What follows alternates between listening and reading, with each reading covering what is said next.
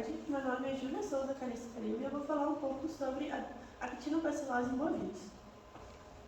Ela é uma doença infecciosa, porém ela não chega a ser contagiosa. Ela é conhecida por ser uma enfermidade que causa reação inflamatória crônica, que perdura por mais tempo. Acomete os bovinos. Existe mais casos que a gente pesquisou em bovinos do que equinos, suínos e ovinos. Porém, não deixa de existir pequenos casos que possam chegar a ser um alerta para a gente, né? As principais regiões afetadas são a dos tecidos moles da cabeça, pescoço e linfonodos. E uma das principais causas que podem chegar a trazer, né, a contaminação são pós-operatórios nos que são feitas discórdias, inclusive em bovinos e ovinos. Não parece, mas a gente fez um cálculo com base em alguns estudos que chegou a ser pesquisado que 220 mil quilos de carne não são produzidos ou gerando perda para o produtor. E mais de 700 milhões de dólares por ano na cotação de 2018. Eu vou falar um pouco sobre a patogenia, que o agente etiológico dessa doença é o Actinobacillus rhinense e é um micro-organismo da cavidade oral e do trato digestivo. Ele penetra o tecido por meio de erosões ou lacerações na pele, que isso pode se acometer com algum atrito na região do pescoço, da cabeça, ou até mesmo o animal comendo algum alimento que possa causar algum ferimento dentro da boca. Os sinais clínicos ele tem mais a característica de língua de pau, que, como a gente pode ver na imagem, ela fica mais rígida. Então, trazendo também, por fato dela ficar mais rígida, ele tem dificuldade para fazer a deglutição. Isso pode causar o excesso de salivação também, que daí tem o aumento do volume nas áreas mais próximas do linfonodo e maxilares e paliativos. Boa tarde, meu nome é Nathalie Souza Silva e eu vou falar sobre o diagnóstico. Sobre o diagnóstico, os achados clínicos descritos anteriormente fazem parte do diagnóstico também, e o histórico do animal, relatado pelo produtor. Os exames histopatológicos da lesão envolvem vários, como avaliação do material purulento, realização do esfregaço do pulso e o esfregaço com coloração de grama. Mas a doença só pode ser confirmada quando tem o isolamento e a identificação do Actinobacillus. Sobre o diagnóstico diferencial, a doença pode ser confundida com duas outras doenças, a raiva e a tuberculose.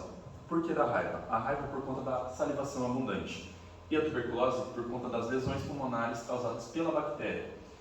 E a actinobacilose é responsável pela maioria das condenações das carcaças nos abatedouros. Em relação ao tratamento da doença, ela pode ser tratada de duas formas. O iodeto de potássio, primeiramente, com aplicação via oral, e a dose recomendada de 6 a 10 gramas por dia, por 10 dias. O medicamento pode ser administrado na água ofertada pelo animal e para facilitar o manejo. O tratamento pode ser feito por mais 10 dias, porém deve ser interrompido conforme o animal apresentar uma evolução clínica. Outra forma de iodeto que podemos administrar é o iodeto de sódio, 10%, utilizando uma dose de 1 grama a cada 12 quilos de peso vivo. Ambos os iodetos são eficientes. O tratamento geralmente apresenta uma resposta de 24 a 48 horas após a administração, auxiliando na redução dos sinais clínicos e desfazendo as lesões. Oi, eu sou Heloísa França Ferreira da Silva e eu vou falar um pouquinho sobre os iodetos agora. Os iodetos, apesar de serem muito bons para o tratamento dessa afecção, podem trazer alguns malefícios também. Eles apresentam algum tipo de efeito colateral, como desconforto, inquietação, dispneia, taquicardia, incoordenação e também pode causar abortos em vacas que estejam com gestação avançada ou próximas do parto, o que pode ser muito prejudicial em propriedades leiteiras, por exemplo. Então, para evitar esse tipo de efeito colateral, é recomendado associar a terapia de iodetos com antibiótico terapia também. Um pouquinho sobre prevenção e controle. Para prevenir essa doença, é muito importante a gente fornecer uma forragem de qualidade para esses animais, evitando alimentos muito grossos ou espinhosos, assim, que podem causar algum tipo de dano na boca. Então, é necessário atentar-se também ao local onde esses animais vão ficar. É necessário que o piquete ou pasto que esses animais estejam fique livre de qualquer objeto que possa acabar machucando a boca, possa ser comido por acidente. Por quê? Porque quando causa-se lesão na boca, abrem-se portas para esse tipo de infecção. O tratamento e isolamento de animais que tenham qualquer tipo de lesão supurativa é essencial, além da quarentena de animais oriundos de regiões com histórico dessa doença. Um pouquinho sobre achados de necrópsia. Na maioria dos animais que tiveram que ser necropsiados, apresentaram celorreia e o aumento do volume submandibular, característico da doença. A presença de nódulos firmes também. E ao corte, apresentaram material amarelado friável e também exudato fluido a pastoso com uma coloração branco-amarelada, na maioria dos casos. Além de lesões na língua, linfonodo, pescoço e pulmão, que também são característicos da doença. Chegamos à conclusão que, por mais que hoje em dia não seja tão notificada essa doença, ela pode ser acometida tanto em bovinos quanto ovinos, mas também pode ser equinos e suínos podem acometer essa doença também. Gente, vocês viram que eu tô me embananando? Vocês estão tremendo. Eu não queria te cortar.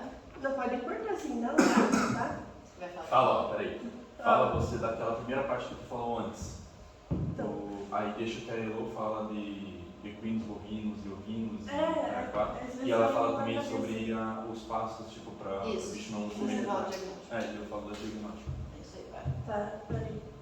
Por não ser uma doença notificada nos dias de hoje, Dá mais importância para ela, tipo, para não confundir com outras doenças.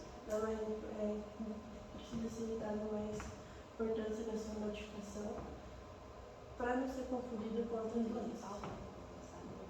Porque pode tanto prejudicar o bolso porque pode acabar prejudicando o bolso do produtor e da economia também por afetar as carcaças. 3, 2, 1. A gente chegou à conclusão que nos dias de hoje ela não é tão notificada a ponto da gente ter uma base para... Foi muito difícil achar pesquisas com base nessa doença, mas ela não deixa de ser uma doença tão insignificante por ser comparada também, quando é feito o diagnóstico, pode acabar sendo confundida com a tuberculose ou com a raiva. E o diagnóstico errado pode acabar levando ela a um resultado errôneo, que também pode acabar, além de condenar a carcaça do animal, trazendo prejuízo tanto econômico para o bolso do produtor, também pode trazer um prejuízo socioeconômico para o país também, porque está deixando de vender. Lembrando que essa doença, por mais que seja mais comum em bovinos, ela também acomete outras espécies, como falado na apresentação. Porém, como são poucos os casos nessas outras espécies, sendo equinos, suínos e ovinos, as pessoas acabam não dando tanta importância assim para ela e muitas vezes não consideram ela como um diagnóstico diferencial. Então é importante sempre lembrar que ela acomete sim essas outras espécies. Então, qualquer suspeita é necessário fazer os exames para confirmar se é outra doença ou se pode realmente ser essa doença em questão. E a importância do diagnóstico correto é para que não seja tratada a doença de forma errada e seja tratada como a quitinobacilose e não como raiva ou tuberculose, como dito na apresentação, para que não use fármacos errados e tenha um diagnóstico certeiro. É importante também lembrar como a alimentação e o local onde os animais estão são importantes, porque se eles tiverem uma alimentação adequada e um local seguro, livre de objetos que possam ser engolidos, é muito difícil que hajam as lacerações na boca e, consequentemente, essa bactéria entre em contato com os animais. Até mesmo com lacerações na pele que possa ser causada, se for visto e tratado, por mais que seja minúscula, já pode dar espaço para a bactéria, se tiver um local contaminado, ela pode facilmente entrar em contato com o machucado e começar a evoluir um prognóstico. Exatamente. Então, essas foram as nossas conclusões e muito obrigada pela